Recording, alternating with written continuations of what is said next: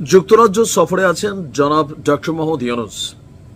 এই সফরের বেশ কয়েকদিন আগে মানে ঈদের দিন রাতে আমরা কুড়িগ্রামের এসপি সাহেবের একটা বার্তা পেয়েছিলাম।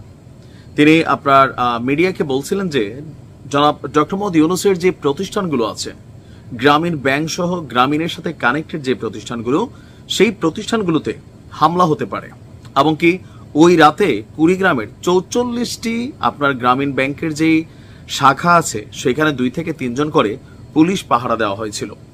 তথ্য ছিল যে আওয়ামী লীগের নেতাকর্মীরা অথবা দুর্বৃত্তরা জনাব ডক্টর ইউনূসের এই যে প্রতিষ্ঠানগুলো আছে সেগুলোতে লুটপাট চালাতে পারে। তবে ঘটনা ঘটছে ঠিকই, কিন্তু কুড়িগ্রাম থেকে সরে গিয়ে এই ঘটনা ঘটেছে কক্সবাজারের চকরিয়া এলাকাতে।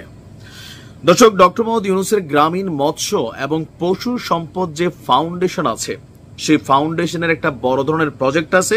সেই প্রজেক্টে লুটপাট, ডাকাতি এবং কি মারধরের ঘটনা ঘটেছে।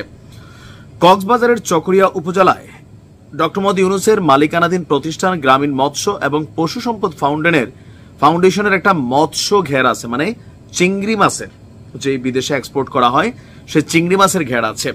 সেখানেই আজকে আপনার মানে গতকালকে রাতে ডাকাতি হয়েছে, আর এই ঘেরের 4 জন কর্মচারীকে ব্যাপক মারধর করা হয়েছে। দিবাগত রাত 2:30টার দিকে গতকালকে চকরিয়া উপজেলার চিংড়ি জোনের রামপুর মৌজায় বিশাল প্রায় 300 একর আয়তনের একটা চিংড়ির ঘের আছে, সেইখানে এই ডাকাতির ঘটনাটি ঘটেছে। আর বিষয়টি নিশ্চিত করেছেন খামার ব্যবস্থাপক উৎপল কান্তি চৌধুরী। তিনি বলছেন যে রাত 2:30টার দিকে অস্ত্রধারী 7 থেকে 8 জন ডাকাত আমাদের খামার অফিস এলাকায় ঢুকে পড়ে।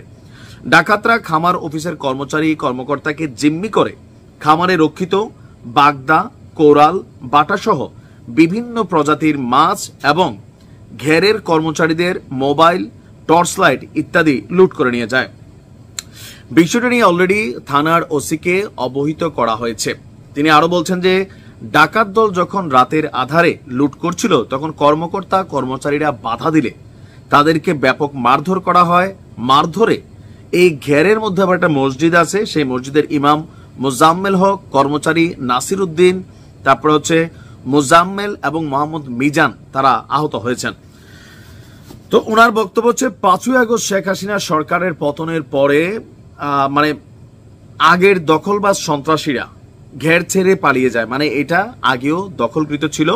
তো তারা পালানোর পরে গ্রামীণ মৎস্য এবং পশু সম্পদ ফাউন্ডেশন তারা আবার এটার দখল নেয় এবং এখানে তারা মাছ চাষ শুরু করে, আর এর মধ্যেই এই ডাকাতির ঘটনাটি ঘটলো। ওসি সাহেব বলছেন যে মৌখিক অভিযোগের ভিত্তিতে পুলিশের একটি টিম ঘটনাস্থল পরিদর্শন করেছে আর আইনগত পদক্ষেপ নেওয়া হবে।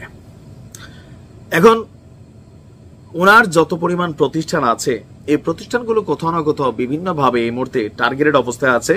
গোয়েন্দা তথ্য, পুলিশের তথ্য সবকিছু মিলিয়ে যেই তথ্যগুলো আমাদেরকে কুড়িগ্রাম জেলার এসপি সাহেব তিনি জানিয়েছিলেন যে ডক্টর মোহাম্মদ ইউনূসের মালিকানাধীন প্রতিষ্ঠানগুলো সারা বাংলাদেশের যেখানে আছে বিভিন্ন জায়গায় আপনার এগুলোতে লুটপাটের এবং ডাকাতির আশঙ্কা রয়েছে, আর সেই অনুযায়ী আপনার তিনি কুড়িগ্রামে ব্যবস্থা নিয়েছেন। এখন প্রশ্ন হচ্ছে সারা বাংলাদেশে গ্রামীণের যেই পরিমাণ প্রতিষ্ঠান আছে সবগুলো প্রতিষ্ঠানকে কি পুলিশ পাহারা দেওয়া সম্ভব? তাহলে তো পুরো পুলিশ ফোর্সই এখানে ব্যবহৃত করতে হবে। এখন নিরাপত্তার বিষয়টা নিয়ে সরকারের অবস্থান কি, বা গ্রামীণ ব্যাংক বা গ্রামীণ এই যে ফাউন্ডেশন আছে তাদের নিরাপত্তা প্রটোকল সিস্টেম কি, সেটা হয়তো বোঝা যাবে যে নিজস্ব নিরাপত্তা বাহিনী তারা তৈরি করছে কিনা। তবে এই ঘটনায় কারা সম্পৃক্ত খুব দ্রুতই খুঁজে বের করা হবে আশ্বস্ত করেছে পুলিশ। ভালো থাকুন, আসসালামু আলাইকুম।